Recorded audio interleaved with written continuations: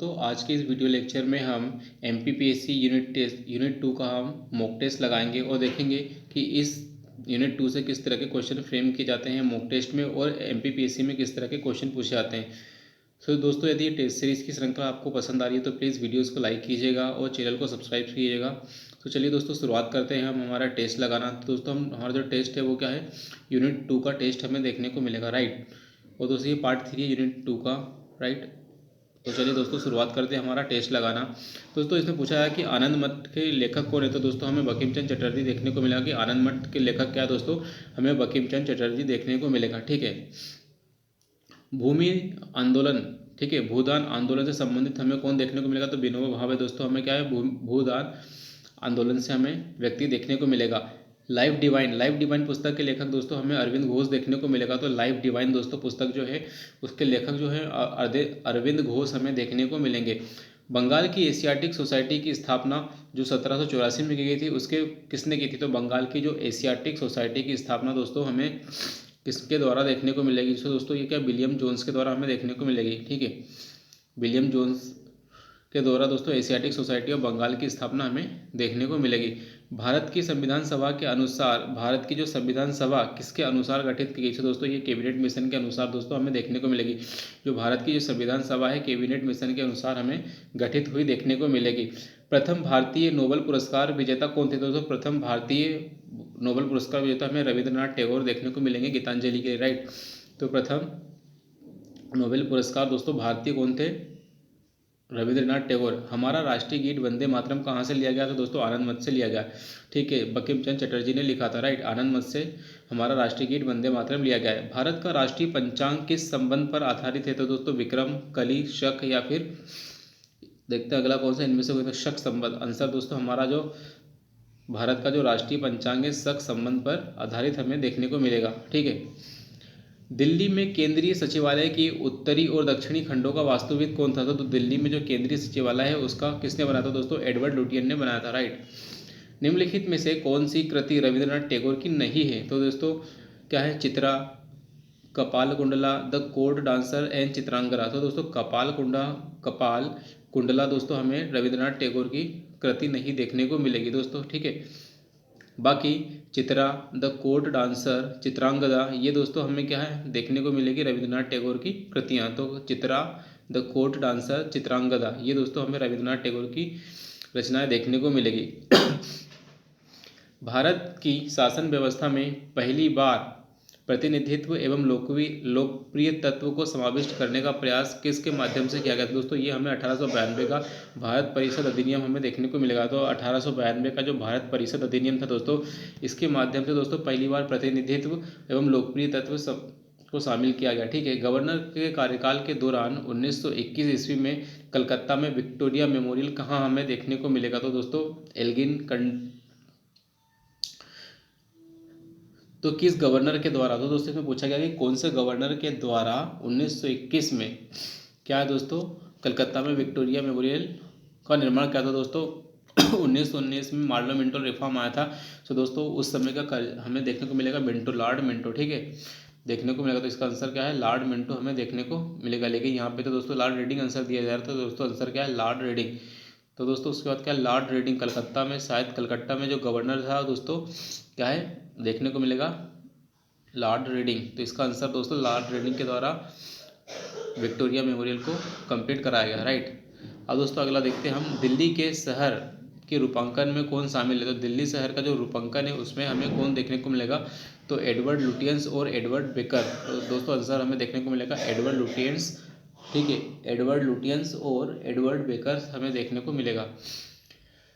किसने 1898 ईस्वी में बनारस में सेंट्रल हिंदू कॉलेज को स्थापित किया। तो दोस्तों इससे पूछा रहा है कि 1898 में बनारस में सेंट्रल हिंदू कॉलेज की स्थापना किसने की और जिसे बाद में बनारस हिंदू विश्वविद्यालय का नाम दे दिया गया। तो दोस्तों Madan Mohan Malviya, Lord of free university से। तो दोस्तों इसका आंसर हमें एनी बेसेंट देखने को मिलेगा। तो दोस्तों इसमें बनारस सेंट्रल कॉलेज की स्थापना दोस्तों एनी बेसेंट के द्वारा की गई, ठीक है। इसमें दोस्तों मदन मोहन मालवीय का भी योगदान हमें देखने को मिलेगा। भारत के राष्ट्रीय ध्वज का डिजाइन किसने तैयार किया था। दोस्तों भारतीय राष्ट्रीय ध्वज का डिजाइन किसने तैयार किया था। दोस्तों इसका आंसर हमें देखने को मिलेगा पिंगली वेंकैया। तो पिंगली वेंकैया ने दोस्तों क्या है, भारतीय राष्ट्रीय ध्वज का डिजाइन तैयार किया था। देवदास उपन्यास के रचनाकार कौन है? तो देवदास क्या है, एक उपन्यास है, इसके रचनाकार हमें देखने को मिलेंगे कौन? शरत चंद्र चट्टोपाध्याय। तो शरत चंद्र चट्टोपाध्याय दोस्तों क्या है, हमें देवदास उपन्यास के हमें उपन्यासकार देखने को मिलेंगे। चित्रा, चित्रा उपन्यास किसके द्वारा लिखा गया? तो ये रविंद्रनाथ टैगोर के द्वारा लिखा गया था दोस्तों। चित्रा क्या है, रविंद्रनाथ टैगोर के द्वारा लिखा गया उपन्यास है चित्रा। ठीक है। प्रेम पच्चीसी के रचनाकार हमें देखने को मिलेंगे। तो प्रेम पच्चीसी दोस्तों क्या किसने लिखी? तो प्रेम पच्चीसी प्रेमचंद्र के द्वारा लिखी गई रचना हमें देखने को मिलेगी। तो प्रेम पच्चीसी प्रेमचंद्र के द्वारा। क्षुधित पाषाण, क्षुधित पाषाण मतलब हंगरी स्टोन्स के रचयिता कौन है? तो हंगरी स्टोन्स या क्षुधित पाषाण के रचयिता हमें दोस्तों रविंद्रनाथ टैगोर देखने को मिलेंगे। तो रविंद्रनाथ टैगोर, रविंद्रनाथ टैगोर हमें क्या दोस्तों, हंगरी स्टोन्स, ठीक है ना, उसके रचयिता देखने को मिलेंगे। विश्व इतिहास की झलक, the glimpse of world history, the glimpse of world history दोस्तों हमें जवाहरलाल नेहरू की देखने को मिलेगी। तो ग्लिम्पसेस, द ग्लिम्पसेस या ग्लिम्पसेस ऑफ वर्ल्ड हिस्ट्री, ये हमें जवाहरलाल नेहरू के द्वारा लिखी गई पुस्तक है। ठीक है। 1911 में पहली बार जनगण मन कहीं पर गाई गई थी। तो कहाँ पर गाई गई थी? तो पूछा जा रहा है दोस्तों कि 27 दिसंबर 1911 में। तो दोस्तों ये डेट हमें याद रखना, 27 दिसंबर 1911, 27 दिसंबर 1911 में दोस्तों जनगण मन पहली बार गाया गया। तो कहाँ था? मुंबई, लखनऊ या फिर और ऑप्शन देखते हैं, कोलकाता या साबरमती। तो इसका आंसर दोस्तों हमें कोलकाता दिया गया कि कोलकाता में सबसे पहले दिसंबर 1927 में जनगण मन गाया गया। तो राइट, इसका आंसर है कोलकाता। ठीक है, कोलकाता में सबसे पहली बार जनगण मन गाया गया। भारत में पहला समाचार पत्र किसने शुरू किया? तो दोस्तों भारत के अंदर पहला समाचार पत्र किसने शुरू किया? इसका अंदर है जेम्स हिक्की का नाम याद रखना दोस्तों। सबसे पहले समाचार पत्र दोस्तों जेम्स हिक्की ने शुरू किया। तो सबसे पहला समाचार पत्र दोस्तों भारत के अंदर जेम्स हिक्की के द्वारा शुरू किया गया। द व्हील्स ऑफ हिस्ट्री, ठीक है, द व्हील्स ऑफ हिस्ट्री के लेखक कौन है? तो द व्हील्स ऑफ हिस्ट्री के दोस्तों राम मनोहर लोहिया। तो राम मनोहर लोहिया ने क्या दोस्तों द व्हील्स ऑफ हिस्ट्री की रचना की। तो द व्हील्स ऑफ हिस्ट्री दोस्तों राम मनोहर लोहिया के द्वारा लिखी गई पुस्तक है।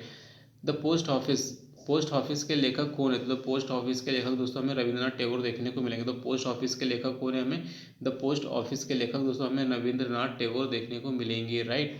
निम्नलिखित में से किसे इस्पात का चौखटा, निम्नलिखित में से किसे इस्पात का चौखटा स्टील फ्रेम की संज्ञा दी गई है? तो दोस्तों क्या है? भारतीय नागरिक सेवा है ना, इंडियन सिविल सर्विसेज को क्या है?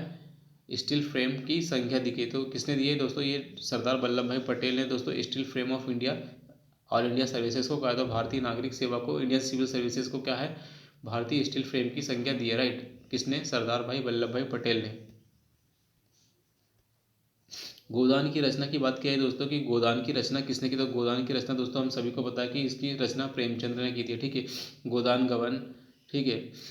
भारत भारती के रचनाकार कौन है? तो भारत भारती के रचनाकार दोस्तों हमें मैथिली शरण गुप्त देखने को मिलेंगे। तो भारत भारती की जो रचना दोस्तों हमें मैथिली शरण गुप्त के द्वारा लिखी गई। तो भारत भारती के जो रचनाकार है दोस्तों मैथिली शरण गुप्त हमें देखने को मिलेंगे।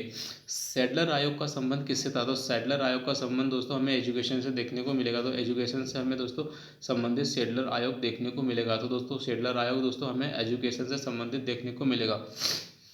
ब्रिटिश ने भारत में प्रांतीय स्वायत्ता प्रोविंशियल ऑटोनॉमी कब से लागू की? तो दोस्तों ये हमें प्रोविंशियल ऑटोनॉमी 1935 से हमें देखने को मिलेगी। तो 1935 से दोस्तों हमें प्रोविंशियल ऑटोनॉमी हमें देखने को मिलेगी। तो दोस्तों हमें याद रखना है कि जो 1935 का एक्ट है वहाँ से हमें क्या है? प्रोविंशियल ऑटोनॉमी हमें देखने को मिलेगी। तो ब्रिटिश भारत में हमें प्रोविंशियल ऑटोनॉमी 1935 के एक्ट से देखने को मिलेगी। जबकि 1919 में तो दोस्तों हमें प्रांतों में द्वैत शासन देखने को मिलेगा। खिलाफत आंदोलन का आरंभ किया गया था दोस्तों। खिलाफत आंदोलन का आरंभ दोस्तों अली बंधुओं ने किया था। राइट, तो तीसरे का आंसर हमें क्या है देखने को मिलेगा? अली बंधुओं ने किया था। राइट, तो अली बंधुओं ने क्या दोस्तों खिलाफत आंदोलन का आरंभ दोस्तों क्या है? अली बंधुओं ने किया था। अब दोस्तों अगला क्वेश्चन हम देखते हैं कि भारत में सिविल सेवाओं का सूत्रपात किसने किया था? दोस्तों इसके लिए लॉर्ड कॉर्नवालिस हमें देखने को मिलेगा। तो लॉर्ड कॉर्नवालिस ने दोस्तों क्या है? भारत के अंदर सिविल सेवाओं का, तो सिविल सेवाओं का सूत्रपात यदि किसने किया? तो लॉर्ड कॉर्नवालिस को थैंक्स कहना चाहिए कि भाई साहब आपने सिविल सेवाओं का सूत्रपात किया। निम्नलिखित कथनों पर हमें विचार करना है दोस्तों कि इंग्लैंड की रानी 1858 में भारत की महारानी घोषित हुई। तो इंग्लैंड की जो रानी है 1858 में भारत की रानी घोषित हुई। राजा जॉर्ज पाँचवा मतलब राजा जॉर्ज फिफ्थ और उसकी रानी मेरी ने 1911 में दिल्ली दरबार रखा। तो इनमें से कौन सा कथन सही है? तो दोस्तों इसमें ओनली कौन सा कथन सही पूछा गया, तो ओनली 2 इसका आंसर करेक्ट हमें देखने को मिलेगा। तो मतलब ये बात बिल्कुल सही हमें देखने को मिलेगी। पहला दोस्तों क्या है, इंग्लैंड की रानी 1858 में भारत की महारानी घोषित की गई। तो दोस्तों 1858 में घोषित नहीं की, केवल केवल क्राउन का शासन भारत पे आया। ठीक है। अमृत बाजार पत्रिका की स्थापना किसने की? दोस्तों अमृत बाजार पत्रिका की स्थापना शिशिर घोष ने की थी। तो दोस्तों इसको याद हमें रखना है दोस्तों, इंपॉर्टेंट फैक्ट है कि जो अमृत बाजार पत्रिका है, अमृत बाजार पत्रिका दोस्तों इसकी स्थापना क्या है, शिशिर कुमार घोष ने की थी। शिशिर कुमार घोष ने क्या दोस्तों, अमृत बाजार पत्रिका की लॉन्च करना शुरू किया। अखबारों में कौन सा मुख्यतः उदारवादियों की नीतियों का प्रचारक था? तो दोस्तों इसमें बताया गया है कि जो उदारवादियों की नीतियों का प्रचारक हमें कौन सा देखने को मिलेगा। तो न्यू इंडिया, न्यू इंडिया दोस्तों किसने, महात्मा गांधी ने लिखा था। यंग इंडिया, यंग इंडिया शायद एनी बेसेंट का है। लीडर, और फिर हमें देखने को मिलेगा फ्री प्रेस। तो इसका आंसर है दोस्तों लीडर। लीडर के जो है दोस्तों न्यूज़पेपर क्या है, उदारवादी, जो हमारे उदारवादी लोग थे उनके द्वारा उनकी नीतियों को प्रचार करने वाला न्यूज़पेपर हमें देखने को मिलेगा। दोस्तों झंडा गीत किसने लिखा था? दोस्तों इसके अंदर पूछा है कि जो झंडा गीत है वह किसने लिखा था। दोस्तों झंडा गीत श्याम लाल गुप्त पारपद ने लिखा था। तो श्याम लाल गुप्त पारपद इसका आंसर है कि जो झंडा गीत दोस्तों किसने, श्याम लाल पारपद ने लिखा था। नागरिक सेवा सिविल सर्विस के लिए प्रतियोगी परीक्षा प्रणाली का सिद्धांत कब स्वीकार किया गया? तो दोस्तों ये दोस्तों हमें देखने को मिलेगा 1853 में। तो 1853 में प्रतियोगी परीक्षाओं की बात की गई दोस्तों, कि 1853 में प्रतियोगी परीक्षाओं की बात की गई। राइट। किस अधिनियम के तहत लॉर्ड कॉर्नवालिस ने अपनी काउंसिल के फैसलों को रद्द करने का अधिकार दिया गया था? दोस्तों अपने काउंसिल के फैसलों को रद्द करने का अधिकार 1886 के एक्ट से हमें देखने को मिलेगा। राइट। दुर्गेश नंदिनी के लेखक कौन है? तो दोस्तों दुर्गेश नंदिनी के लेखक बंकिम चंद्र चटर्जी हमें देखने को मिलेंगे। तो बंकिम चंद्र चटर्जी दोस्तों दुर्गेश नंदिनी के लेखक हमें देखने को मिलेंगे। बंकिम चंद्र चटर्जी दोस्तों हमें दुर्गेश नंदिनी के लेखक देखने को मिलेंगे। ठीक है। अगला बात करेंगे दोस्तों कि जो भारतीय राजनीति में 1947 के बाद किस महिला ने सर्वाधिक योगदान दिया? तो दोस्तों इसमें हमें अरुणा आसफ अली की बात करना होगा। ठीक है। 1947 के बाद दोस्तों अरुणा आसफ अली का हमें योगदान याद रखना होगा। राइट। वंदे मातरम किसने लिखा? दोस्तों वंदे मातरम बंकिम चंद्र चटर्जी ने लिखा। राइट। वंदे मातरम बंकिम चंद्र चटर्जी। ठीक है। आनंद मत इनके पुस्तक का नाम भी याद रखना है। किस वर्ष उड़ीसा बिहार से पृथक हुआ? तो दोस्तों अब इस तरह का क्वेश्चन हमें नहीं पढ़ना है, याद रहते भी नहीं है। सूची 1 को सूची 2 से मिलाना है दोस्तों। तो इसके अंदर पुस्तक और उनके रचयिता के नाम हमें देखने को मिलेंगे। Right. The history of the freedom movement in India, history of the freedom movement in Bihar, precept of Jesus दोस्तों किसने? देखो राजा राम मोहन राय। ये तो बिल्कुल सी का बिल्कुल सही है। अवर इंडियन मुसलमान, ये अवर इंडियन मुसलमान दोस्तों किसने लिखी है? नहीं पता, इसका शायद के दत्ता। सो दोस्तों इसका आंसर हम पहले देखते हैं कि इसका आंसर क्या है। इसका आंसर दोस्तों हमें ए, पहले का पहला, तीसरे का तीसरा, डी का दूसरा और बी का चौथा हमें देखने को मिलेगा। तो बी का चौथा दोस्तों। ठीक है। बी का चौथा मतलब the history of freedom India.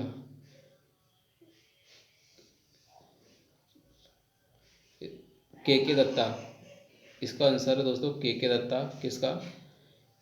History of the freedom movement in Bihar. तो दोस्तों history of the freedom movement, तो फ्रीडम मूवमेंट की हिस्ट्री इन बिहार, इसके क्या में आंसर के दत्ता देखने को मिलेंगे। ठीक है। और history of the freedom movement in India, ये दोस्तों इसका ए पहले का आंसर दोस्तों पहला ही दिया है। राइट। तो इसका पहले का पहला ही आंसर हमें देखने को मिलेगा। तो इसका आंसर है दोस्तों ताराचंद ने ही दोस्तों क्या है, ये हिस्ट्री ऑफ इंडिया लिखी है। तो history of the freedom movement in India Tarachand ने लिखी है। राइट। और अब बात करेंगे अवर इंडियन मुसलमान की दोस्तों किसने? डब्ल्यू हंटर ने लिखा है। तो अवर इंडियन मुसलमान दोस्तों इसके रचयिता कौन है? डब्ल्यू हंटर हमें देखने को मिलेंगे। 1878 का वर्नाकुलर प्रेस एक्ट किसने रद्द किया? तो दोस्तों लगाया किसने? लेटर ने लगाया था। और हटाया किसने? रिपन ने हटाया था। तो इसका आंसर दोस्तों लॉर्ड रिपन हमें देखने को मिलेगा। अमेरिका में फ्री हिंदुस्तान अखबार किसने शुरू किया? तो अखबार दोस्तों अमेरिका में एक न्यूज़पेपर छपता था जिसका नाम था फ्री हिंदुस्तान। तो इसका किसने शुरू किया? तो ये तारकनाथ दास। तो तारकनाथ दास ने क्या दोस्तों अमेरिका में फ्री हिंदुस्तान नामक अखबार को रिलीज़ किया। इंडियन अर्नेस्ट का लेखक कौन है? तो इंडियन अर्नेस्ट का जो लेखक हमें देखने को मिलेंगे वेलेंटाइन शिरोल। वेलेंटाइन शिरोल दोस्तों क्या है? इंडियन अर्नेस्ट हमें इसके लेखक देखने को मिलेंगे। तो इंडियन अर्नेस्ट के लेखक दोस्तों हमें वेलेंटाइन शिरोल हमें देखने को मिलेंगे। स्वदेश वाहिनी की बात की जा रही है दोस्तों कि स्वदेश वाहिनी के संपादक कौन थे? Who was the editor of स्वदेश वाहिनी? तो इसका आंसर है रामकृष्ण पिल्लई। तो के रामकृष्ण पिल्लई हमें देखने को मिलेंगे। के रामकृष्ण पिल्लई दोस्तों हमें देखने को मिलेंगे, राइट, स्वदेश वाहिनी के। तो स्वदेश वाहिनी के लेखक हमें के राम पिल्लई हमें देखने को मिलेंगे। निम्नलिखित में से किस भाषा में इंडियन ओपिनियन पत्र नहीं छापा जाता था? तो दोस्तों इंडियन ओपिनियन एक पत्र था, तो बताया जा रहा है कि कौन सी भाषा में नहीं छापा जाता था। तो इसका आंसर हम देखते हैं। इसका आंसर दोस्तों हमें देखने को मिलेगा तमिल में। बाकी अंग्रेजी, गुजराती और उर्दू में तो छापा जाता था, लेकिन तमिल के अंदर हमें नहीं देखने को मिलेगा। तो इसका आंसर क्या है दोस्तों? तमिल के अंदर हमें देखने को मिलेगा कि इसको नहीं छापा जाता था। किसको? The Indian opinion. Indian opinion जो पत्र है दोस्तों उसको तमिल भाषा में नहीं छापा जाता था, बाकी इंग्लिश में, गुजराती में और उर्दू में छापा जाता था। Sorry for the disturbance. Hunter commission की रिपोर्ट में किसके विकास पर विशेष जोर दिया गया? तो दोस्तों एजुकेशन की बात की जाएगी, तो एजुकेशन पर भी दोस्तों क्या है? प्राथमिक एजुकेशन की बात की जाएगी। तो प्राथमिक एजुकेशन दोस्तों हंटर कमीशन से संबंधित हमें देखने को मिलेगा। किस एक्ट के द्वारा भारत के गवर्नर जनरल को अध्यादेश जारी करने की शक्ति दे दी गई? तो दोस्तों ये हमें देखने को मिलेगा 1861 के एक्ट के द्वारा। 1861 के एक्ट के द्वारा दोस्तों गवर्नर जनरल को क्या है? ऑर्डिनेंस मतलब अध्यादेश जारी करने की शक्ति दे दी गई, ठीक है। और यदि भारत के कॉन्स्टिट्यूशन की यदि बात करें तो आर्टिकल 1, 2, 3, आर्टिकल 1, 2, 3 है ना, आर्टिकल 1, 2, 3 के द्वारा क्या हमारा राष्ट्रपति अध्यादेश जारी कर सकता है, और आर्टिकल 2, 1, 3 के द्वारा हमारा गवर्नर राज्यपाल क्या है दोस्तों? अध्यादेश जारी कर सकता है, ठीक है। अब बात करेंगे निम्नलिखित में से किसने सर्वप्रथम प्रेस सेंसरशिप। तो प्रेस के ऊपर सेंसरशिप सबसे पहले किसने लाया? तो दोस्तों ये लॉर्ड वेलेस्ली ही था जिसने क्या है प्रेस के ऊपर सबसे पहले सेंसरशिप लागू की। तो सबसे पहले प्रेस के ऊपर सेंसरशिप लॉर्ड वेलेस्ली ने लागू की। दोस्तों आंसर हमारा क्या है? Lord Wellesley. तो लॉर्ड वेलेस्ली ने क्या दोस्तों प्रेस के ऊपर सबसे पहले सेंसरशिप लागू करने का काम किया। सबसे बाद में क्या हुआ ये बताना है हमें। तो देखिए हड़प नीति आई, फिर बंगाल का विभाजन हुआ, एंड पूछा रहा कि स्थायी बंदोबस्त आया और सहायक संधि हुई। तो दोस्तों स्थायी बंदोबस्त तो लॉर्ड कॉर्नवालिस के द्वारा लेकर आया था, ठीक है। एंड सॉरी यस हाँ उसी के द्वारा लाया था। फिर सहायक संधि और बंगाल का विभाजन दोस्तों सबसे बाद में होता है, 1909 में होता है, 1905 में होता है तो बंगाल का विभाजन। तो यही दोस्तों क्या सबसे, तो क्योंकि सहायक संधि भी आ चुकी थी, स्थायी बंदोबस्त भी सबसे पहले आया था, और हड़प नीति भी करजन के समय आई थी। तो दोस्तों बंगाल का विभाजन करजन के समय ही हमें देखने को मिलेगा। तो दोस्तों पहले उसने हड़प नीति लेकर आया था, तो बंगाल का विभाजन दोस्तों सबसे बाद में हमें देखने को मिलेगा, राइट। सूची 1 को सूची 2 से मिलाना है दोस्तों। अब इसको हम देखेंगे आंसर क्या है इसका। इसमें हिंदू समाचार पत्र है और संपादक है। हिंदू हिंदू के लिए दोस्तों जी सुब्रमण्यम अय्यर को हम याद रखेंगे, एंड सुधारक फिर वॉइस ऑफ इंडिया। तो वॉइस ऑफ इंडिया के लिए दोस्तों हमें देखना है कि वॉइस ऑफ इंडिया के लिए दोस्तों हमें दादा भाई नौरोजी को याद रखना है। और बंगाली तो दोस्तों सही मैच है, बंगाली के लिए SN सुरेंद्रनाथ बनर्जी बिल्कुल करेक्ट मैच थे। हिंदू के लिए दोस्तों यदि बात करें तो पहले इसको मिला लेते हैं। हिंदू के लिए सुब्रमण्यम अय्यर, तो जी सुब्रमण्यम अय्यर हमें देखने को मिलेगा। और यदि वॉइस की यदि बात करें,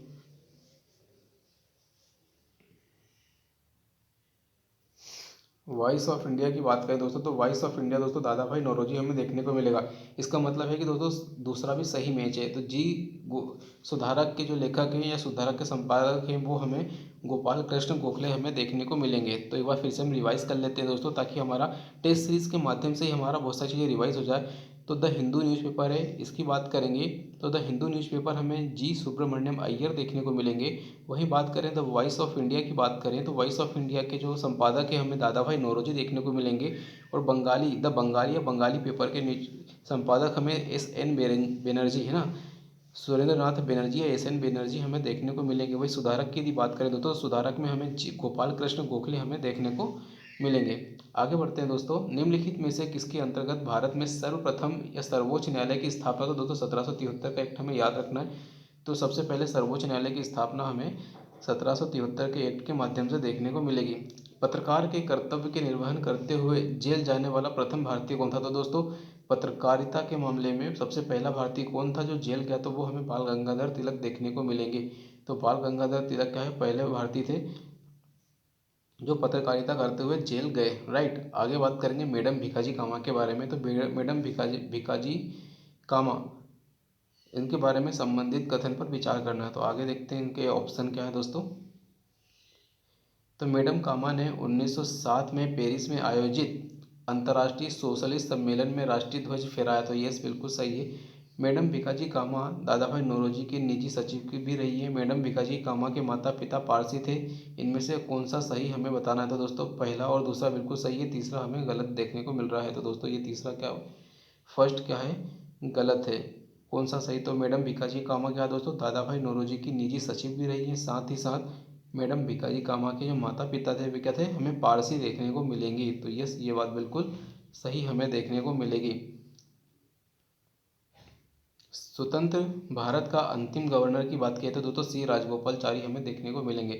ठीक है, सी राजगोपालचारी हमें स्वतंत्र भारत के अंतिम गवर्नर जनरल हमें देखने को मिलेंगे।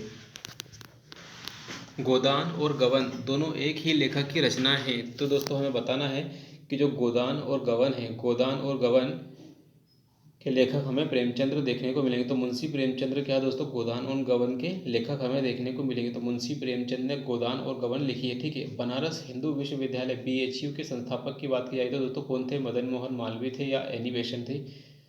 ठीक है, तो इनमें से कोई, तो इसका आंसर है दोस्तों हमें बनारस हिंदू विश्वविद्यालय से दो व्यक्तियों के नाम याद रखना दोस्तों, एक तो एनी बेसेंट और एक मदन मोहन मालवीय। तो बनारस हिंदू विश्वविद्यालय के जो संस्थापक है हमें क्या है, पहले दोस्तों बनारस हिंदू विश्वविद्यालय सेंट्रल हिंदू यूनिवर्सिटी थी, उसके बाद में फिर बनारस हिंदू विश्वविद्यालय बना। तो इसमें एनी बेसेंट और मदन मोहन मालवीय दो व्यक्तियों को हमें विशेष रूप से याद रखना है। तो मदन मोहन मालवीय को विशेष रूप से याद रखना है दोस्तों।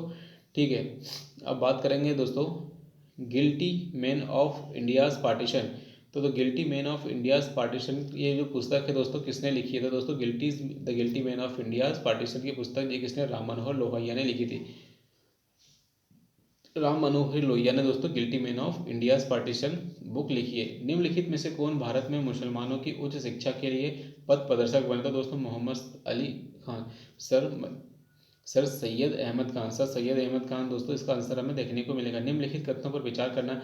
चार्टर एक्ट 1853 के द्वारा ईस्ट इंडिया कंपनी ने भारतीय व्यापार के एकाधिकार को उत्साहित कर दिया, उत्साहित एकाधिकार को खत्म कर दिया। दोस्तों ये तो बिल्कुल गलत है, क्योंकि इसका आंसर हमारा 1833 आएगा, ना कि 1853। गवर्नमेंट एक्ट 1858 के अंतर्गत ब्रिटिश संसद ने ईस्ट इंडिया कंपनी को पूर्णतः समाप्त कर भारत में सीधा शासन।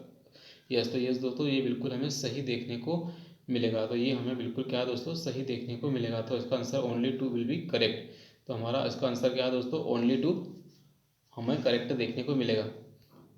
अगला क्वेश्चन देखते हैं दोस्तों। हमारा अगला क्वेश्चन कहता है कि निम्नलिखित विद्रोह में से किसको बंकिम चंद्र चटर्जी ने अपने उपन्यास आनंद बट में उल्लेखित किया? तो दोस्तों हमें सन्यासी विद्रोह का हमें देखने को मिलेगा। तो दोस्तों सन्यासी विद्रोह में क्या दोस्तों, आनंद मठ एक पुस्तक है जिसका लेखक है क्या है, बंकिम चंद्र चटर्जी। उसके अंदर आनंद मठ में बंकिम चंद्र चटर्जी ने क्या दोस्तों, सन्यासी विद्रोह का उल्लेख किया है। Lectures from Colombo to Almora. तो दोस्तों एक पुस्तक है lectures from Colombo to Almora, इसके लेखक हमें बताना है किसने लिखी थी। तो स्वामी विवेकानंद ने लिखी है। तो स्वामी विवेकानंद का आंसर हम देखना है। राइट। तो स्वामी विवेकानंद ने दोस्तों लिखी है lectures from Colombo to Almora. Right. अब बात करेंगे दोस्तों अगले क्वेश्चन की। इसमें मेज द कॉलम वाला क्वेश्चन है, तो ठीक है इसका आंसर हमें देखने को मिलेगा। इसमें बॉम्बे क्रॉनिकल, कॉमनवेल्थ, ठीक है, और फिर लीडर और सर्च लाइट। तो दोस्तों ये पुस्तकें लिखी है और किसने लिखी है इसका आंसर हमें देखना है। तो दोस्तों सबसे पहले हम कॉमनवेल्थ का एनिमेशन, ठीक है, तो कॉमनवेल्थ,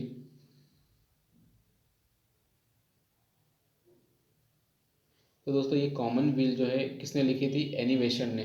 ठीक है, तो कॉमनवेल्थ क्या है, कॉमनवेल्थ एनिमेशन से हम करेंगे। ठीक है।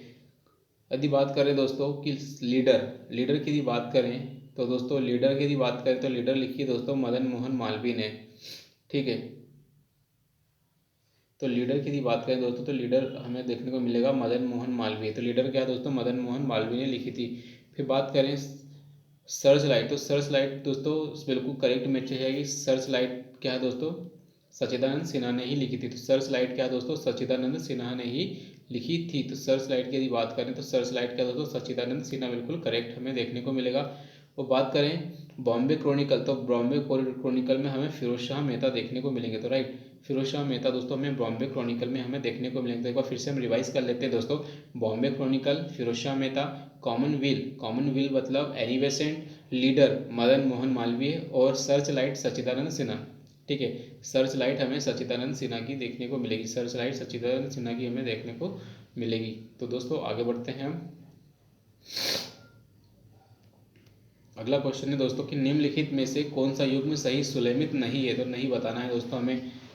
ठीक है, तो लेखक और उनकी भाषा है, तो राजा राव तेलुगु के हैं। आगे हम देखते हैं दोस्तों, फिर गोविंद त्र्यंबक देश पांडे मराठी, सुब्रमण्यम भारती तमिल, और ताराशंकर जोशी गुजराती। तो दोस्तों इसका पहला ही क्या है, राजा राव क्या है, तेलुगु के नहीं है, तो इसका हमें नहीं पता करना था। बाकी क्या है, गोविंद त्र्यंबक देश पांडे मराठी के बिल्कुल सही है, सुब्रमण्यम भारती तमिल के यस बिल्कुल सही है, और ताराशंकर जोशी ये क्या है, गुजराती के, तो ये भी बिल्कुल हमें सही देखने को मिलेंगे। अगला बात करते हैं दोस्तों, कथनों पर विचार करना है। वारन हेस्टिंग प्रथम गवर्नर जनरल थे, तो वारन हेस्टिंग क्या दोस्तों, प्रथम गवर्नर जनरल थे जिन्होंने भारत में ब्रिटिश ढांचे पर आधारित एक नियमित पुलिस व्यवस्था, तो दोस्तों ये गलत है क्योंकि पुलिस व्यवस्था हमें देखो कॉर्नवालिस के समय देखने को मिलेगी। दूसरा है रेगुलेटिंग एक्ट 1773 के द्वारा कलकत्ता में उच्चतम न्यायालय सुप्रीम कोर्ट की स्थापना की, ये बिल्कुल सही है दोस्तों। हमें भारतीय दंड संहिता आईपीसी 1860 में लागू की, तो ये बात भी हमें सही, तो दूसरा और तीसरा हमें सही देखने को मिलेगा। तो इसका आंसर क्या है दोस्तों, दूसरा और तीसरा हमें सही देखने को मिलेगा। राइट, आगे बात करेंगे दोस्तों गवर्नमेंट ऑफ इंडिया एक्ट 1935 के बारे में। तो गवर्नमेंट ऑफ इंडिया एक्ट 1935 की बात करेंगे, इसके अंदर क्या है, प्रांतीय स्वायत्ता, यस बिल्कुल सही बात है दोस्तों। इसके अनुसार हमें प्रांतीय स्वायत्ता का प्रावधान देखने को मिलेगा। एक संघीय न्यायालय फेडरल कोर्ट की बात करें तो यस बिल्कुल सही बात है दोस्तों, एक संघीय न्यायालय की इसमें हमें बात देखने को मिलेगी। अगला है केंद्र में अखिल भारतीय, केंद्र में क्या है दोस्तों, एक अखिल भारतीय संघ का ओपन था, तो दोस्तों यस बिल्कुल बात है कि एक अखिल भारतीय संघ की भी बात की गई थी। दोस्तों तीनों के तीनों हमें आंसर देखने को मिलेंगे, तो हमारा आंसर क्या जाएगा, तीनों के तीनों करेक्ट है 1935 के एक्ट के लिए। अब बात करें दोस्तों निम्नलिखित में से कौन सा सही सुलेमित नहीं, तो मतलब रॉन्ग आंसर हमें आइडेंटिफाई करना है। तो रॉन्ग आंसर दोस्तों क्या हमें आइडेंटिफाई करना है। तो पूछा जा रहा है दोस्तों कि पिट्स इंडिया एक्ट, तो Pitt's India Act Warren Hasting के समय बिल्कुल सही है। डॉक्ट्रिन ऑफ लेप्स क्या है दोस्तों, लॉर्ड डलहौजी के बिल्कुल सही बात है। वर्नाकुलर प्रेस एक्ट, तो दोस्तों वर्नाकुलर प्रेस एक्ट क्या है दोस्तों, लॉर्ड कर्जन के द्वारा बिल्कुल भी नहीं आता है इसकी, ये दोस्तों लॉर्ड लिटन के समय आता। और इलवर्ट बिल, तो दोस्तों Ilbert bill controversy Lord Ripon के समय, ये बात भी बिल्कुल हमें सही देखने को मिलेगी। तो दोस्तों Pitt's India Act Warren Hasting के समय आता है, ये बात भी सही है। डॉक्ट्रिन ऑफ लेप्स डलहौजी और vernacular press act Lord Ripon के द्वारा, लेकिन दोस्तों इलवर्ट बिल क्या दोस्तों लॉर्ड रिपन के समय आता है। लेकिन वर्नाकुलर प्रेस एक्ट की यदि बात करें दोस्तों, तो जो वर्नाकुलर प्रेस एक्ट हमें क्या है, वर्नाकुलर प्रेस एक्ट हमें क्या है, लॉर्ड लिटन के समय हमें देखने को मिलेगा। तो ये लॉर्ड लिटन के समय हमें वर्नाकुलर प्रेस एक्ट देखने को मिलेगा। ठीक है, ये हमें लॉर्ड लिटन के समय देखने को मिलेगा। अब बात करेंगे दोस्तों अगले क्वेश्चन की, ये है 1935 का जो भारत सरकार अधिनियम है, इसकी कुछ विशेषताओं के ऊपर हमें बात करना है कि इसकी क्या क्या विशेषता थी 1935 का जो एक्ट हमारे पास है। तो देखते हैं, गवर्नरी प्रांतों में द्वैत शासन की समाप्ति, यस दोस्तों प्रांतों के अंदर द्वैत शासन की समाप्ति कर दी, तो ये बिल्कुल हमारा सही देखने को मिलेगा। गवर्नरों को विधायी क्रियाओं में निषेध अधिकार मतलब वीटो की शक्ति तथा स्वयं के द्वारा विधि बनाना, तो दोस्तों यस ये बात भी हमें थोड़ी सही देखने को मिलेगी। सांप्रदायिक प्रतिनिधित्व की नियम की समाप्ति, ये हमें गलत देखने को मिलेगा। तो तीसरा जहाँ भी दोस्तों वो हमें गलत करना है, तो दोस्तों तीसरा यहाँ पर भी है और यहाँ पर भी, इसे हमें रॉन्ग करना है। बाकी पहला और दूसरा सही है, तो पहला और दूसरा हमें सही देखने को मिलेगा। तो first and second would be the correct answer. Right, निम्नलिखित कथनों में से कौन सा एक सही है, तो दोस्तों हमें सही आंसर को पहचानना है। तो दोस्तों हमें क्या है, सही आंसर को पहचानना है। ठीक है, अब बात करेंगे 1946 की बात किया है, इसमें प्रांतीय सभाओं के द्वारा भारत की संविधान सुनी गई।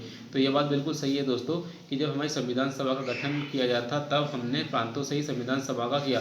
जवाहरलाल नेहरू, M.A. मोहम्मद अली जिन्ना और वल्लभ भाई पटेल भारत की संविधान सभा के सदस्य थे।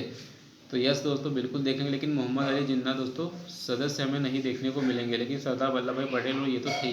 राइट, भारत का संविधान सभा का प्रथम अधिवेशन 1947 में हुआ, जो कि गलत है दोस्तों। सी हमारा आंसर रॉन्ग देखने को मिलेगा। ठीक है, भारत का संविधान 26 जनवरी 1950 को अंगीकृत किया गया दोस्तों, ये बात भी गलत है। 26 नवंबर 1950, इसका मतलब दोस्तों सही बताना है। इसका मतलब कि हमारा जो पहला आंसर है वही हमारा पहला एमसीक्यू था, वही सही था। क्या दोस्तों हमारा कि 1946 को प्रांतीय सभाओं के द्वारा ही हमारी संविधान सभा चुनी गई थी, ये हमारा बिल्कुल करेक्ट आंसर है। बाकी हमारे सभी के सभी क्या है, रॉन्ग आंसर देखने को मिलेंगे। तो ए सही है, बाकी सी बी सी डी हमारे गलत देखने को मिलेंगे, क्योंकि दोस्तों मोहम्मद अली जिन्ना हमारी संविधान सभा के सदस्य नहीं देखने को मिलेंगे। अब दोस्तों अगला क्वेश्चन है मॉन्टेग्यू चेम्सफोर्ड रिफॉर्म की बात की जाए तो मॉन्टेग्यू चेम्सफोर्ड रिफॉर्म दोस्तों 1919 में हमें देखने को मिलेगा। इसका देखते हैं क्या है, इसे हम भारत सरकार अधिनियम 1919 के नाम से जानते हैं। तो मॉन्टेग्यू रिफॉर्म्स को क्या दोस्तों 1919 के अधिनियम से हम जानते हैं। अगला क्वेश्चन है दोस्तों, भारत में ब्रिटिश साम्राज्य के दौरान निम्नलिखित वायसराय पर विचार करना है। तो दोस्तों इसका पदावधियों को सही क्रम, तो लॉर्ड कर्जन 1905 में हमें देखने को मिलेगा, लॉर्ड चेम्सफोर्ड 1919 में देखने को मिलेंगे, लॉर्ड इरविन दोस्तों क्या है, लॉर्ड इरविन, गांधी इरविन समझौता बाद में देखने को मिलेंगे। तो सही हमें बताएं तो इसका आंसर दोस्तों हमें क्या देखने को मिलेगा, पहला, तीसरा, दूसरा और चौथा। तो पहला, तीसरा, दूसरा, चौथा हमें देखने को मिला, तो इसका आंसर हमें यहाँ देखने को मिलेगा पहला, तीसरा, दूसरा, चौथा। तो ये फर्स्ट आंसर ही हमें करेक्ट देखने को मिलेगा। तो एक बार फिर से वीडियो पॉज करके रिवाइज कर लीजिएगा दोस्तों। आगे बढ़ते हैं दोस्तों, निम्नलिखित कथनों पर से मौलाना मोहम्मद अली और अबुल कलाम आज़ाद ने विधान परिषद से त्यागपत्र दे दिया। तो दोस्तों पहला एमसीक्यू हमें बताया जा रहा है कि 1916 के अंदर दोस्तों मोहम्मद अली तथा मौलाना मोहम्मद अली और अबू कलाम ने विधान परिषद से त्यागपत्र दिया।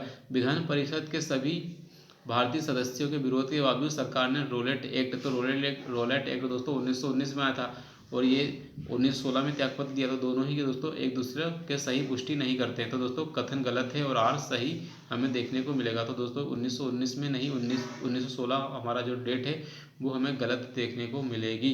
राइट, तो ये तो बिल्कुल सही है, लेकिन भारतीय परिषदों के विरोध के बाद जो हमारे जो विधान परिषद के भारतीय सदस्य थे उन्होंने विरोध किया कि रोलेट एक्ट मत लागू करो, लेकिन फिर भी लागू किया। तो दोस्तों आर सही है, लेकिन ये हमें गलत देखने को मिलेगा। तो दोस्तों अब वुड्स डिस्पेच एजुकेशन पर हमें देखने को मिलेगा। तो इसमें बताया गया है कि वुड डिस्पेच में अभिव्यक्ति शिक्षा का लक्ष्य क्या था। तो देसी भारतीयों के लिए रोजगार अवसर, दोस्तों रोजगार उत्पन्न करना, ये तो गलत है। भारत में पाश्चात्य संस्कृति का विस्तार, ये हमें देखने को मिल सकता है कि यस, भारत में पाश्चात्य संस्कृति का विस्तार हमें देखने को मिल सकता है। यस, इसका आंसर भी वही है। बाकी तो दोस्तों अंग्रेजी भाषा के माध्यम से प्रयोग कर लोगों को साक्षर बनाना, तो लोगों को साक्षर बनाने का कहीं से कहीं तक भैया विदेशियों का उद्देश्य नहीं था। परंपरागत भारतीय शिक्षा में वैज्ञानिक अनुसंधान और बुद्धिवाद का प्रवेश, ये बात भी गलत हमें देखने को मिलेगी।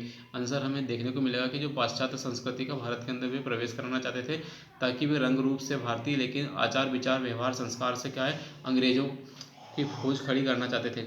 1842 में दोस्तों क्रिप्स मिशन देखने को मिलेगा। दोस्तों क्रिप्स मिशन के बारे में हमें बताना है कि क्या सही है। तो क्रिप्स मिशन के बारे में हमें बताना है कि क्या सही है। तो भारत को किसी भी कोटि की स्वायत्तता देने की शर्त थी कि भारतीय राज्यों को भारत संघ में शामिल होना होगा। द्वितीय विश्व के उपरांत भारत संघ की स्थापना करना और डोमिनियन पद प्रदान करना। तो दोस्तों दूसरा ही हमें सही देखने को मिलेगा कि द्वितीय, ये जो हमारा क्या है क्रिप्स मिशन बोलता था कि द्वितीय विश्व युद्ध होगा उसके बाद क्या है भारत संघ की स्थापना करेंगे हम, और साथ ही साथ क्या करेंगे हम भारत को डोमिनियन स्टेटस देंगे। लेकिन बात यह है कि अब डोमिनियन स्टेटस भारत को चाहिए था, ये तो पोस्ट डेटेड चेक अब हो चुका था। तो राइट, अगला क्वेश्चन दोस्तों हम देखेंगे कि 1935 के भारत शासन अधिनियम की बात करेंगे। इसके अंदर फेडरल यूनियन की बात की गई दोस्तों कि हम एक संघ बनाएंगे, एक है ना अखिल भारतीय संघ बनाएंगे। इसके पीछे अंग्रेजों की असली मंशा की बात की जाए दोस्तों, इसके अंदर राजसी प्रांतों पर और अधिक वो प्रत्यक्ष राजनीतिक व प्रशासनिक नियंत्रण करना था, उपनिवेश के प्रशासन में राजाओं की सक्रिय रूप को शामिल करना था, या अंग्रेजों के द्वारा समस्त राजसी प्रांतों को संपूर्ण व राजनीतिक प्रशासनिक अधिकरण को अंततः प्रभावी बनाना था, या राष्ट्रीय नेताओं के साम्राज्यवाद विरोधी सिद्धांतों को व्यर्थ करने के लिए राजाओं का इस्तेमाल करना था। तो दोस्तों राजाओं का इस्तेमाल करना था, ये बिल्कुल हमें सही देखने को मिलेगा। ठीक है, जो राष्ट्रवादी नेताओं के जो साम्राज्यवाद विरोधी सिद्धांत थे उनको व्यर्थ करना था और राजाओं का इस्तेमाल करना था, किसके लिए, ताकि जो स्वतंत्रता आंदोलन है उसको धीमा किया जा सके या उसको कमज़ोर किया जा सके। राइट, तो ये आंसर हमें सही देखने को मिलेगा। अगला क्वेश्चन देखते हैं दोस्तों, ब्रिटिश ईस्ट इंडिया कंपनी ने निम्नलिखित में से किस एक अधिनियम में सामूहिक कार्यचालन के स्थान पर विभाग या विभागीय पद्धति मतलब पोर्टफोलियो सिस्टम लाया? तो दोस्तों ये 1861 में हमें देखने को मिलेगा। तो 1861 में दोस्तों हमें पोर्टफोलियो सिस्टम हमें देखने को मिलेगा, राइट। सूची 1 को सूची 2 से मैच करना है दोस्तों, ठीक है। तो चार्टर एक्ट 1813 आया, यस दोस्तों। रेगुलेटिंग एक्ट 1773 आया, और फिर एक्ट ऑफ 1858 आता है, और फिर हमें देखने को मिलता है पिट्स इंडिया एक्ट 1884। सो दोस्तों ये जो चीज़ें थी ये यहाँ पर आनी चाहिए थी, लेकिन यहाँ पर नहीं आ पाई। सो दोस्तों 1813 में क्या दोस्तों कंपनी पर व्यापार अधिकार समाप्त। तो ये दोस्तों व्यापार पर एकाधिकार समाप्त कब किया गया? तो 1800 पूरी तरीके से नहीं किया गया। तो दोस्तों हमारा 1813 में क्या है, चीन और चाइना को छोड़कर व्यापार पर एकाधिकार समाप्त दोस्तों किया गया। तो बस ये हमें देखने को मिलेगा। अगला दोस्तों 1858 की बात करेंगे, तो इसके अंदर 1858 में क्या है, पूरी तरीके से कंट्रोल। अब भारत में ईस्ट इंडिया कंपनी के कार्यों की पूरी तरीके से विमित करने के लिए ब्रिटेन में बोर्ड ऑफ कंट्रोल की स्थापना की। तो ये दोस्तों कब की गई थी? 1813 में, ठीक है। तो ये इसका आंसर हमारा 1813 देखने को मिलेगा, ठीक है। और कंपनी व्यापार अधिकार ये हमें 1813 में देखने को मिलेगा, और 1773 हमें देखने को मिलेगा। 1773 के लिए पहला वाला ऑप्शन देखने को मिलेगा कि भारत में ईस्ट इंडिया कंपनी के पूरी तरीके से विनियमित किया गया बोर्ड ऑफ कंट्रोल के द्वारा। अब पिट्स 1858 के एक्ट के द्वारा क्या किया गया दोस्तों? तो 1858 के एक्ट के द्वारा हमें पता है कि क्राउन का शासन, ताज का शासन आ गया। और पिट्स इंडिया एक्ट 1884 की यदि बात करें दोस्तों, तो क्राउन को हस्तांतरित कर दिया, और लास्ट में जो 1884 वाला एक्ट है उसमें कंपनी के निदेशकों को प्रबंधकों से सभी प्रकार का पत्राचार दस्तावेज सरकार को प्रस्तुत करने को कहा। तो ये हमें देखने को मिलेगा, राइट। सो दोस्तों यहाँ पर क्या है, जो क्वेश्चन है वो ठीक तरीके से फ्रेम नहीं हो पाया, राइट। तो ये डी का पहला हमने देख लिया, ठीक है। भारत के विभाजन को टालने का अंतिम अवसर समाप्त हो गया था। क्वेश्चन फ्रेम किया गया दोस्तों, इसमें कहा गया कि जो भारत का जो विभाजन है उसको टालने का अंतिम अवसर समाप्त हो गया था। ये कब हुआ था दोस्तों? क्रिप्स मिशन को अस्वीकार करने के साथ ही, गोपालचारी फार्मूले को अस्वीकार करने के साथ ही, कैबिनेट मिशन को अस्वीकार करने के साथ ही, या फिर बेवेल। तो आंसर आएगा हमारा कैबिनेट मिशन को जब हमने अस्वीकार कर दिया दोस्तों, उसके साथ ही अब क्या है दोस्तों, हमारा भारत के विभाजन को टालने का अंतिम अवसर समाप्त हो गया, राइट। अगला क्वेश्चन देखते हैं फिर से। तो दोस्तों सूची 1 को सूची 2 से मिलाना है, एंड फिर से दोस्तों इसके जैसे सामने यहाँ पर दोस्तों विकल्पों को नहीं रखा जा सका है। अब देखते हैं इसका आंसर। मैकडोनल्ड की बात की जाए तो मैकडोनल्ड, लॉर्ड लिथगो, डलहौजी और चेम्सफोर्ड। इसमें दोस्तों कम्युनल अवार्ड, तो कम्युनल अवार्ड दोस्तों हमें क्या है, चेम्सफोर्ड के द्वारा देखने को मिलेंगे। डॉक्ट्रिन ऑफ लेफ्ट तो हमें डलहौजी के द्वारा देखने को मिलेगी। तो दोस्तों डलहौजी के द्वारा हमें क्या है, डॉक्ट्रिन ऑफ लेफ्ट देखने को मिलेगी, ठीक है। अगस्त प्रस्ताव दोस्तों किसके द्वारा? लिन लिथगो के द्वारा आता। तो अगस्त प्रस्ताव दोस्तों हमें लिन लिथगो के द्वारा देखने को मिलेगा। फिर अगला है दोस्तों डायरकी। तो चौथा डायरकी की बात की जाए दोस्तों, तो डायरकी हमें देखने को मिलेगा चेम्सफोर्ड के द्वारा दोस्तों हमें डायरकी देखने को मिलेगी, क्योंकि दोस्तों 1919 मॉन्टेग्यू चेम्सफोर्ड सुधार आता है, और 1919 में क्या है, प्रांतों में हमें द्वैत शासन देखने को मिलेगा। और मैकडोनल्ड्स की बात किया तो मैकडोनल्ड्स में दोस्तों हमें क्या है, कम्युनल अवार्ड देखने को मिलेगा, राइट। तो पहले का दूसरा कम्युनल अवार्ड क्या दोस्तों, लॉर्ड मैकडोनल्ड्स के समय हमें देखने को मिलेगा।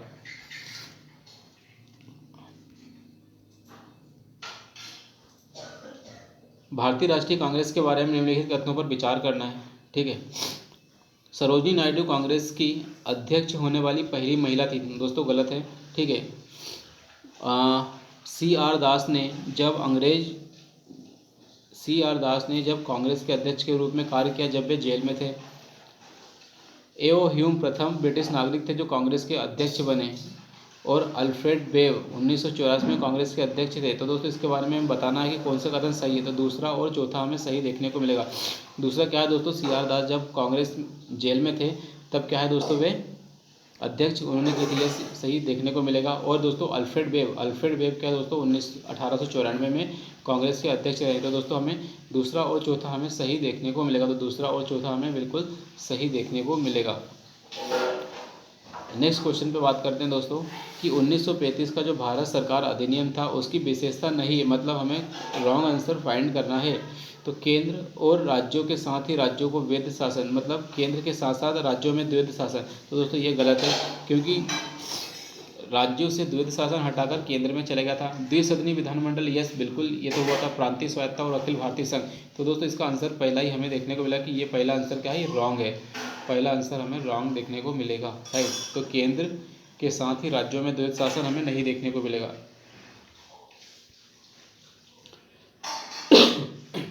भारत में ब्रिटेन के सभी संवैधानिक प्रयोगों में सबसे कम समय तक चला तो सबसे कम समय तक दोस्तों कौन सा था, तो 1919 का जो एक्ट था, 1909 का एक्ट तो था, वो सबसे कम समय तक चला। ठीक है दोस्तों, सबसे कम समय तक 1919 का एक्ट हमें देखने को मिलेगा। अब दोस्तों अगला क्वेश्चन है, इसमें बोला जा रहा है कि इसका प्रस्ताव मई में आया। ठीक है, इसमें अभी भी भारत को विभाजन मुक्त रखने की आकांक्षा थी, मतलब विभाजन से परे रखने की आकांक्षा थी, जिसका ब्रिटिश प्रांतों से मिलकर बने एक संघीय राज्य का स्वरूप था। तो दोस्तों किसके बारे में ये हमें देखने को मिलता है, कैबिनेट मिशन से हमें देखने को मिलेगा। तो ये सब दोस्तों हमें कैबिनेट मिशन में हमें देखने को मिलेगा। वीडियो पॉज करके फिर से आप दोस्तों इससे पढ़ सकते हैं। आगे बढ़ते हैं दोस्तों। उस समय जब नेपोलियन की शक्ति के सामने यूरोप के साम्राज्य धराशायी हो रहे थे, किस एक गवर्नर जनरल ने भारत को ब्रिटिश पताका फहराए रखी। तो ये दोस्तों हमें लॉर्ड हेस्टिंग देखने को मिलतेगा। तो लॉर्ड हेस्टिंग ने दोस्तों क्या है, हमें जब फ्रांस में क्या है दोस्तों नेपोलियन की शक्ति चरम पर थी, तब क्या है दोस्तों लॉर्ड वारेन हेस्टिंग ने क्या है दोस्तों भारत के अंदर ब्रिटिश साम्राज्य की पताका को फहराए रखा। कांग्रेस के निम्नलिखित में से नेताओं में से कौन एक कैबिनेट मिशन योजना के पक्ष में पूरी तरह से था। तो दोस्तों कौन एक कांग्रेस का ऐसा नेता था जो कैबिनेट मिशन के साथ पूरी तरीके से पक्ष में था। तो दोस्तों हमें सरदार वल्लभ भाई पटेल देखने को मिलेंगे। तो पटेल साहब क्या है दोस्तों हमें कैबिनेट मिशन के पक्ष में हमें देखने को मिलेगा। अब सूची एक को सूची दो से हमें मिलाना है दोस्तों।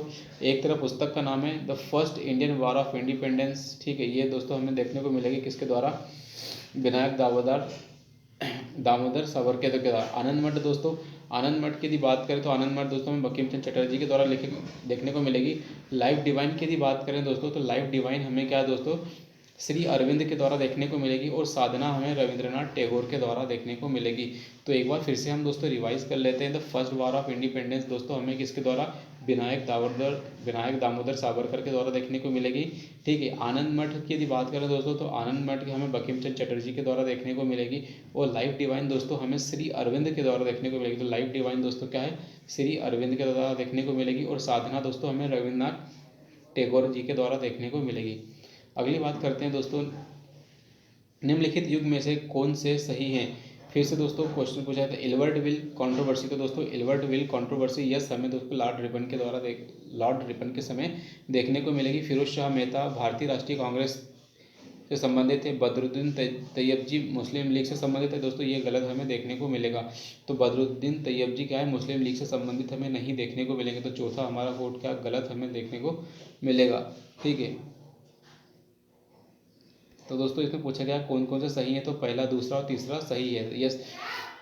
और थियोडोर वेक दोस्तों मोहम्मदन एंग्लो ओरिएंटल कॉलेज से संबंधित देखने को मिलेंगे। तो इसको फिर से रिवाइज कर लेते हैं। जो थियोडोर वेक है दोस्तों, थियोडोर वेक हमें क्या है, मोहम्मदन एंग्लो ओरिएंटल कॉलेज से संबंधित। एल्बर्ट विल कंट्रोवर्सी हमें रिपन के समय देखने को मिलेगी। और फिरोज शाह मेहता क्या है, भारतीय राष्ट्रीय कांग्रेस से संबंधित व्यक्ति हमें देखने को मिलेंगे। और बदरुद्दीन तैयबजी भी दोस्तों क्या हमें भारतीय राष्ट्रीय कांग्रेस से संबंधित व्यक्ति ही देखने को मिलेंगे। आगे बात करेंगे दोस्तों, निम्नलिखित में से सही कालानुक्रम बताना है दोस्तों। वुड्स का एजुकेशन डिस्पैच, फिर Macaulay minutes on education, the sergeant education report and Hunter report. तो दोस्तों यदि सभी के डेट याद है तो हम इसका आंसर दे सकते हैं, वरना ये हमारे लिए एक थोड़ा टफ क्वेश्चन देखने को बनेगा। इसका आंसर दोस्तों 2-1-3-4 2-1-4-3 2-1-4-3 हमें देखने को मिलेगा। तो एक बार फिर से देख लेते हैं दोस्तों, 2-1-4-3 दोस्तों ये फर्स्ट वाला आंसर ही हमें देखने को मिलता है। दोस्तों सबसे पहले क्या आया, मैकॉले मिनट्स आता है।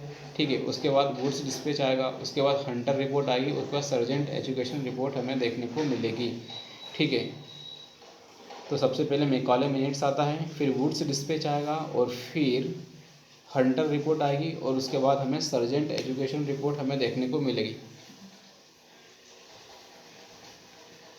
अगला क्वेश्चन देखते हैं दोस्तों, निम्नलिखित में से किसने सोम प्रकाश समाचार पत्र का शुभारंभ किया? तो सोम प्रकाश की बात की दोस्तों कि सोम प्रकाश दोस्तों हमें किसके द्वारा, ईश्वर चंद्र विद्यासागर के द्वारा देखने को मिलेगा। ये तो दोस्तों रटा हुआ क्वेश्चन होना चाहिए कि जो सोम प्रकाश जो है समाचार पत्र ईश्वर चंद्र विद्यासागर के द्वारा भारत स्वदेशी आंदोलन के दौरान लिखा गया गीत अमर सोनार बंगला देश को उसके स्वतंत्रता संग्राम में प्रोत्साहन किया और उसे बांग्लादेश ने राष्ट्रीय गान के रूप में तो किसने लिखा? तो अमर सोनार बंगला दोस्तों रविंद्रनाथ टैगोर। ये तो दोस्तों सभी के जवाब में रहता है, अमर सोनार बंगला रविंद्रनाथ टैगोर के द्वारा लिखा गया गीत हमें देखने को मिलेगा। लॉर्ड मेकाले संबंधित हैं, तो लॉर्ड मेकाले की बात करें तो ये हमें दोस्तों एजुकेशन से संबंधित व्यक्ति देखने को मिलेंगे। तो दोस्तों लॉर्ड मेकाले क्या है, हमें अंग्रेजी शिक्षा से संबंधित देखने को मिलेगा। तो अंग्रेजी शिक्षा से संबंधित व्यक्ति हमें लॉर्ड मेकाले देखने को मिलेगा और विधि व्यवस्था से संबंधित भी देखने को मिलेगा। ठीक है, निम्नलिखित में से किसने सुबह आज़ादी नामक कविता लिखी है? तो सुबह आज़ादी दोस्तों किसने कविता लिखी है? तो इसका आंसर हमें देखने को मिलेगा दोस्तों, सुबह आज़ादी हमें देखने को मिलेगा किसके द्वारा? फैज़ अहमद फैज़। तो दोस्तों ये हमें देखने को मिलेगा फैज़ अहमद फैज़। तो फैज़ अहमद फैज़ के द्वारा दोस्तों हमें सुबह आज़ादी देखने को मिलेगी। तो सुबह आज़ादी क्या है? फैज़ अहमद फैज़ के द्वारा लिखी एक रचना हमें देखने को मिलेगी, सुबह आज़ादी। ठीक है, निम्नलिखित में से कौन सा एक जनरल अबुल कलाम आज़ाद के द्वारा प्रस्तावित किया? तो दोस्तों अबुल कलाम आज़ाद के द्वारा कौन सा जनरल है? तो दोस्तों ये हमें अल हिलाल देखने को मिलेगा। तो अल हिलाल दोस्तों क्या है? अबुल कलाम आज़ाद के द्वारा देखने को मिलेगा। अल हिलाल दोस्तों क्या है? अल हिलाल हमें अबुल कलाम आज़ाद के द्वारा जनरल देखने को मिलेगा। राइट, अबुल कलाम के आज़ाद अल हिलाल हमें देखने को मिलेगा। सूची 1 को सूची 2 से मिलाना है दोस्तों। इसके अंदर हमें अब फिर से दोस्तों वही चीज़ हो चुकी है कि यहाँ पर नहीं है। तो बंकिम चंद्र चटर्जी की बात करें तो बंकिम चंद्र चटर्जी ने क्या दोस्तों दीन बंधु मित्र ने क्या दोस्तों नील दर्पण लिखी है। राइट, प्रेमचंद्र ने दोस्तों क्या लिखी है? शतरंज के खिलाड़ी लिखी है। ठीक है, फिर बात करेंगे हम बंकिम चंद्र चटर्जी की। तो बंकिम चंद्र चटर्जी ने दोस्तों क्या चंद्रकांता लिखी है। ठीक है,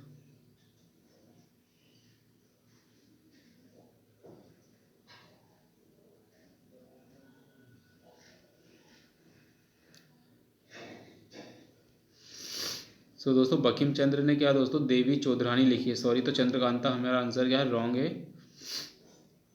बाकी हमारे सब सही हैं। तो दोस्तों हमें देखने को मिलेगा कि बंकिम चंद्र ने क्या है? देवी चौधरानी लिखी है। राइट, तो बंकिम चंद्र ने क्या है? बंकिम चंद्र ने दोस्तों हमें देवी चौधरानी लिखी है। उसके बाद यदि दीन बंधु की बात करें तो दीन बंधु ने लिखी है नील दर्पण। और यदि बात करें प्रेमचंद की तो प्रेमचंद्र ने क्या लिखी दोस्तों? शतरंज के खिलाड़ी लिखी है। तो शतरंज के खिलाड़ी दोस्तों किसने?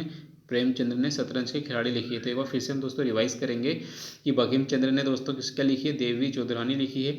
और दीन बंधु ने नील दर्पण लिखी है और प्रेमचंद्र ने शतरंज के खिलाड़ी लिखी है। राइट, आगे बात करेंगे दोस्तों गोल्डन गोल्डन ग्रेश होल्ड नामक कविता संग्रह की रचयिता किसने लिखी है? तो दोस्तों ये भी हमारा सरोजिनी नायडू ने लिखी है। इसके लिए इंपॉर्टेंट याद रखना है गोल्डन ग्रेश होल्ड की बात करें तो सरोजिनी नायडू, इसके हमें याद रखना है। राइट, अगला क्वेश्चन दोस्तों याद देखते हैं हम कि निम्नलिखित में से कौन सा एक इतिहास के विषय में कार्ल मार्क्स के दृष्टिकोण का संक्षिप्त वर्णन करता है? कार्ल मार्क्स के दृष्टिकोण के ऊपर देखना है दोस्तों। इतिहास अतीत की घटनाओं का विश्वसनीय अभिलेख है। इतिहास विभिन्न व्यक्तियों के बीच युद्धों का अभिलेख है। इतिहास शोषक और शोषित वर्गों के बीच का वर्ग संघर्ष का सिलसिला। तो ये दोस्तों हमें देखने को मिलेगा कार्ल मार्क्स से मिलता हुआ। ठीक है, इसका आंसर हमें देखने को मिलेगा ये। भारत में प्रथम 3 विश्वविद्यालय कलकत्ता, मुंबई, मद्रास की स्थापना किस वर्ष की गई? तो दोस्तों 1857 में की गई। तो दोस्तों प्रथम 3 विश्वविद्यालय कलकत्ता, मद्रास और बम्बई तीनों की स्थापना हमें 1857 में देखने को मिलेगी। तो 1857 में दोस्तों क्या है? कलकत्ता, मुंबई और मद्रास इन तीनों की स्थापना हमें देखने को मिलेगी। तो कलकत्ता, मुंबई, मद्रास की स्थापना हमें देखने को मिलेगी। राइट, फिर से दोस्तों मैचिंग वाला क्वेश्चन है। ठीक है, भारत मित्र, राष्ट्र मित्र, प्रजा मित्र और नायक दोस्तों ये क्या समाचार पत्र है और ये भाषा पूछी गई है। तो दोस्तों ये प्रजापत्र एक बार फिर से हम देख लेते हैं, इसका आंसर क्या है?